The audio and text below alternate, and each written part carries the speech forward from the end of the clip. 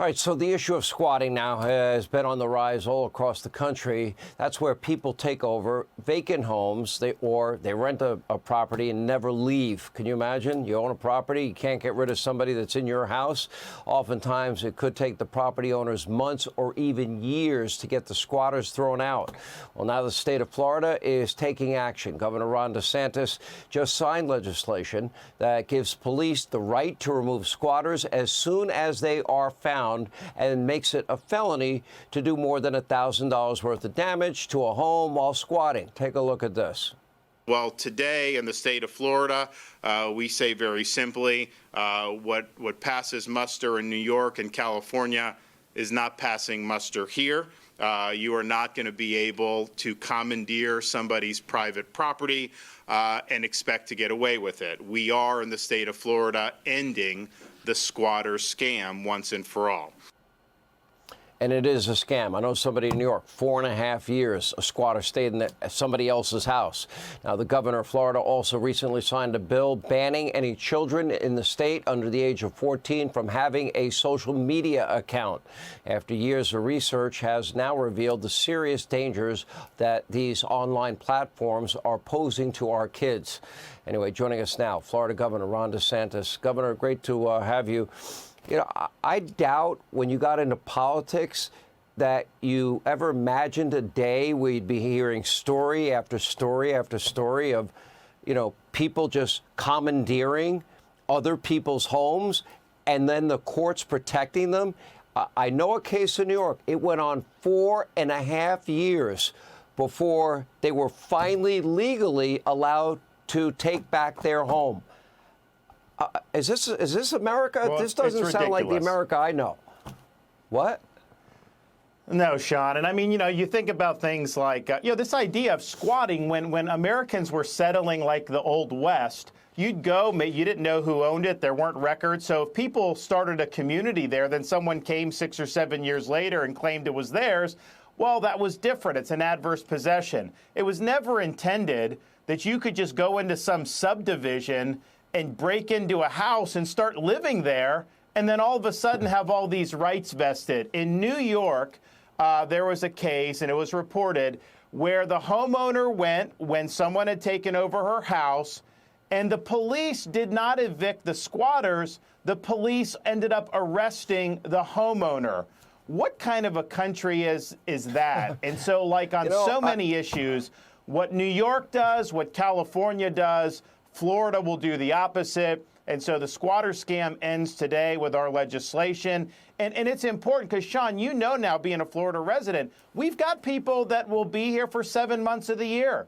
And then they'll go to Michigan or New York or even Canada. So what? You come back after the summer and someone's in your house and then they just get to stay there for 6 months. Now in Florida, you call up, you fill out a form, sheriff comes, and the sheriff kicks them out of your property.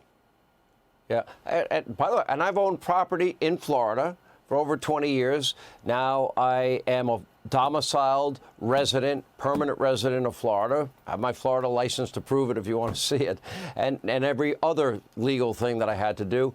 But it's even worse than that. People can start out, maybe they'll pay the first month's rent, then they'll never pay again. And if you try to kick them out, you're right. The home that you were describing was a case that was over $1 million, that property, and they arrested the homeowner.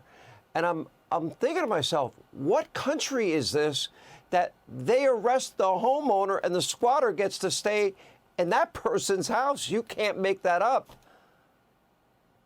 Well, and it's like the private property rights. That's the bedrock of a free society and a constitutional republic. And what I think the left is doing, what some of these activists are doing, heck, even the illegal aliens are going on social media and talking about squatting and urging other foreign nationals to come to this country illegally and commandeer property. If we don't have private property rights, we will not have a free society. So it is the bedrock. Florida stands by that. We're proud to do it. And, Sean, it's like yet another reason why people are going to choose to flee from the New Yorks and the California and end up coming down here to the Sunshine State. Let me tell you, you have baby boomers that have yet to retire, people that have just gotten fed up with the crime, the high taxes, the way of life. They're going to be leaving in droves for the next 2 decades. I don't think this migration is ending anytime soon. Let me ask you about social media and kids and 14-year-olds, and because there is a lot of danger. There are predators out there that are targeting our children online. You were very successful with this legislation. I think it's been misconstrued by some in the media. Not a big shock to you, but your reaction. Yeah, so basically, look, I'm a dad, Sean. I've got a first grader, a kindergartner, a preschooler.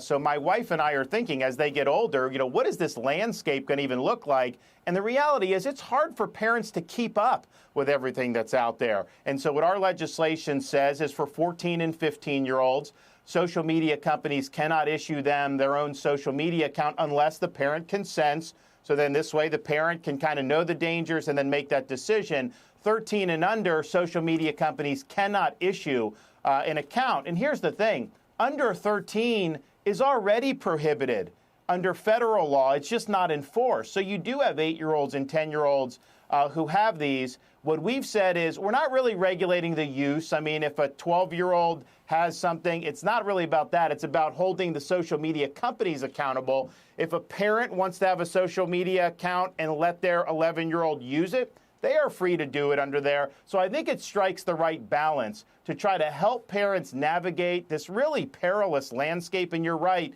the predators, you used to have to worry about the predator if the kid's out in the neighborhood and someone would come by in like a van. Now the predator can come right into your house. The kid can be there. Your kid can be, just safe as can be. And then through that internet and through those social media apps. So I think we struck a good balance here. And here's the thing, Sean, we're not talking about the content. We're talking about apps and social media networks that have addictive qualities. So if they don't have the addictive qualities, then the bill doesn't even apply in that situation. I know a group of parents that actually have all come to an agreement, no cell phones for their kids until 8th grade. I actually thought it was a great decision. And many of the parents, what they have decided to do, I haven't had a landline in years. I don't know about you, Governor, but I don't even know what one looks like anymore. And they just decided if they allow any phone use, it's going to be a landline in their house that they can hear the conversation now. I thought pretty creative idea. So it's interesting, Sean. So last year, we did a bill that I signed that said school districts could say no cell phones during class time. There was a huge uproar about that. People were saying that somehow this was, too restrictive. And yet what's happened this school year, the kids are learning better. Everyone's happier because the attention is on what's happening in the classroom. I'd also say, just as a parent, my wife and I have talked about this. Our kids are too young to have any phones. We've decided that when they do get a phone, probably not going to be a smartphone. It's going to be one of those old flip phones that we used to have where they can make a call if they need anything from us, but we don't have to worry about all the hundreds of different apps. And here's the thing, Sean, too. Apart from all the really significant harms with the predators, it's not healthy to have kids buried in their phones 8 hours a day. Thanks for being with us, Governor Ron DeSantis.